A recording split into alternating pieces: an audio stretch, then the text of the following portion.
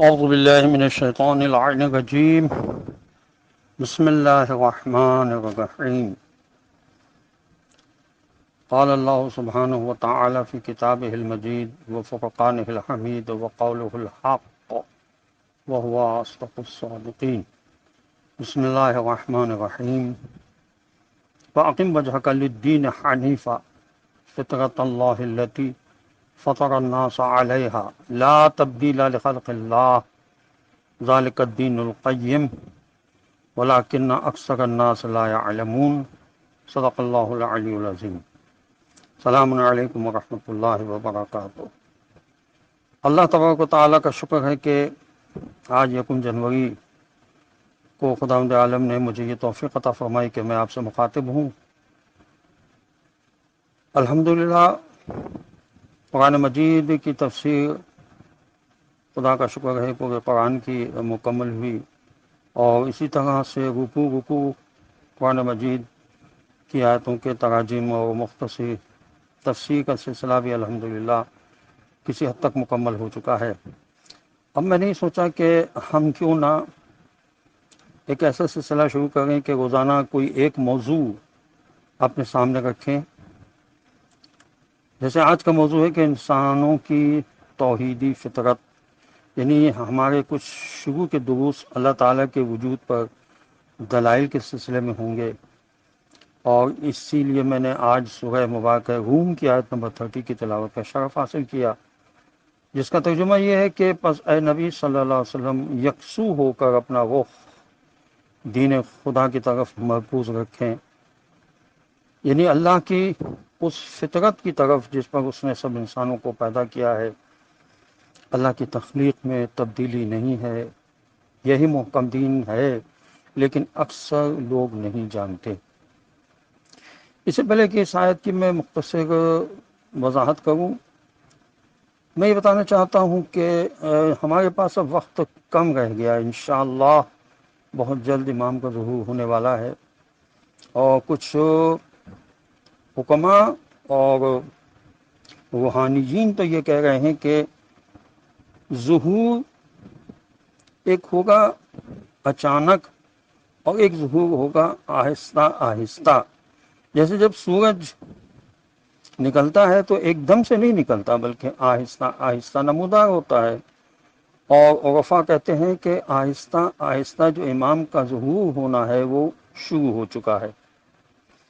اور خدا بند عالم کا شکر ہے کہ کم سے کم اس دنیا کے پورے گلوبل پر ایک ایسی جگہ ہے جہاں اسلامی حکومت کسی حد تک قائم ہے، اور وہاں ولایت فقیہ کا نظام بھی رائج ہے. حقیقت یہ ہے کہ انسان اگر متوجہ ہو تو کسی بھی نظام کو قائم کرنے کے لیے اتحاد کی بہت ضرورت ہے اور علم کی بہت ضرورت ہے. جہاں جہالت ہوتی ہے وہاں بہت ساری برائیاں پیدا ہو جاتی ہیں. ہمیں اپنی جہالت کو ختم کرنا ہے، انشاءاللہ اس کے لیے کوشش کریں. اور اسی سلسلے میں یہ کوشش ہے کہ ہم روزانہ کم سے کم کسی ایک موضوع کو سامنے رکھ کے اس کے اوپر مطالعہ کر لیں، یا کچھ سن کر اسے نوٹ کر لیں. اب ہمارا قلم سے رابطہ بہت کم رہ گیا ہے. اب زیادہ تر ہمارا وقت سننے پر زیادہ گزرتا ہے. میسیجز سن لیے، آڈیوز کتابیں ہیں وہ سن لی، یا کوئی اپنی پسند کی ویڈیوز ہوئی تو وہ دیکھ لی. لیکن اب قلم سے ہمارا رابطہ کچھ کم ہو گیا ہے. علامہ سید علی مرتضیٰ زیدی صاحب نے فرمایا کہ الحمدللہ میں نے جو مجالس پڑھنے کا شوق حاصل کیا وہ نوٹنگ سے، یا میں روزانہ ایک صفحہ روزانہ لکھتا تھا، کچھ سن کر کہیں سے پڑھ کے. اس کے بعد جب انسان لکھتا رہتا ہے تو پھر خداوند عالم اس کی مدد کرتا ہے، اور اس کے اندر یہ صلاحیت بھی پیدا ہو جاتی ہے کہ وہ یہ چاہتا ہے کہ میں نے جو کچھ لکھا ہے، جو کچھ پڑھا ہے، اس کو میں دوسروں کو بھی سناؤں. اور پھر انسان کو اللہ یہ صلاحیت دے دیتا ہے کہ وہ پھر مجالس کی طرح گفتگو کرنا شروع کر دیتا ہے. تو یہ بہت بڑی بات ہے کہ ہر انسان ذاکر اہل بیت بن جائے. یعنی ہر انسان میں یہ صلاحیت ہونا چاہیے کہ وہ کم سے کم اپنے گھر کی مجلس خود پڑھے. اور یہ شوق بچوں میں بھی دلائیں کہ آج کل بچے زیادہ تر نوحہ خوانی سوز خوانی پہ زیادہ لگ گئے ہیں. تو ایک چیز اعتدال کے ساتھ ہو تو اس کا لطف ہی کچھ اور ہوتا ہے. اور جب کوئی بھی چیز حد سے بڑھ جائے تو وہ اپنا فائدہ کھو دیتی ہے.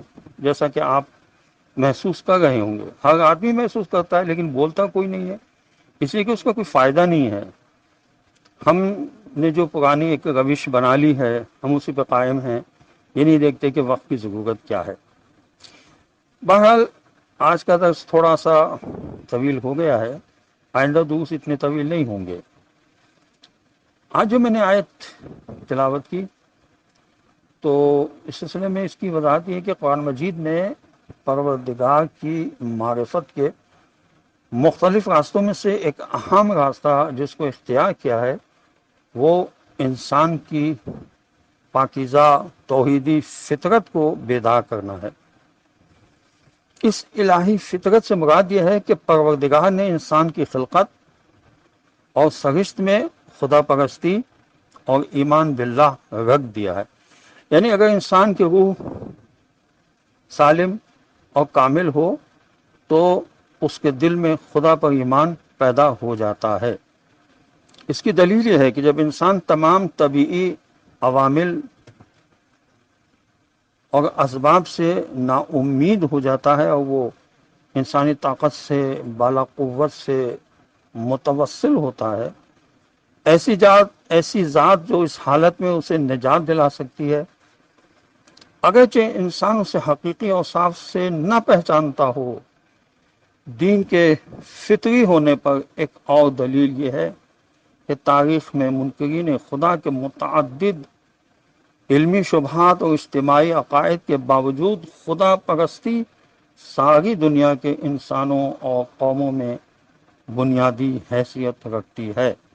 یعنی جو جستجو کرتا ہے اس کو تلاش ہوتی ہے کہ چھوٹے سے چھوٹا کام بھی بغیر کرنے والے کے نہیں ہوتا, تو اتنی بڑی کائنات کا نظم و ضبط, روزانہ سورج کا نکلنا, بارشوں کا ہونا, انسان ایک بیج بو دیتا ہے اور اس سے پورا درخت بن جاتا ہے, یہ کوئی تو ہے ایسی ہستی جو یہ سب کر رہی ہے. تو انسان کو چاہیے کہ اپنی توحیدی فطرت کو مزید بیدار کرے. چنانچہ حدیث پیغمبر اکرم صلی اللہ علیہ وسلم ہے کہ آپ نے فرمایا کل مولود یولد علی الفطرہ حتی ابواہ یہودیہ اور ینصرانی اور ینصرانہ اور یمجسانہ, یعنی ہر مولود فطرت اسلام پر پیدا ہوتا ہے. یہ اس کے ماں باپ ہیں جو اسے یہودی, مسیحی یا آتش پرست بنا دیتے ہیں. یہ شرح الاخبار میں حدیث موجود ہے, جلد 1 صفحہ 190 پر.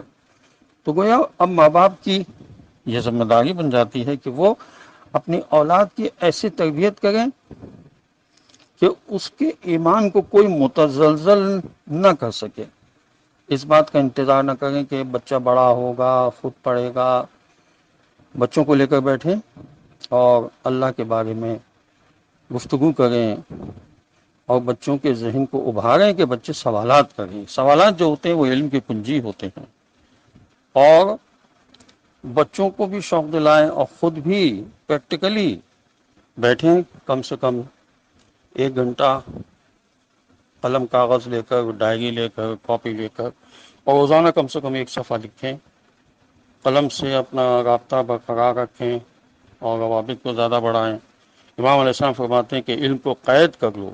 جب امام سے پوچھا گیا کہ مولا علم کو قید کیسے کریں, تو آپ نے فرمایا قلم کے ذریعے سے, اس کو نوٹ کر لو, اس کو لکھ لو. تو خداوند عالم ہمیں یہ توفیق عطا فرمائے.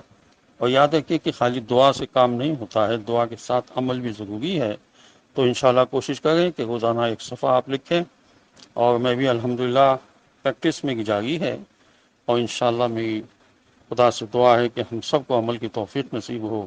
وآخر دعوانا ان الحمد للہ رب العالمین۔ السلام علیکم ورحمۃ اللہ وبرکاتہ۔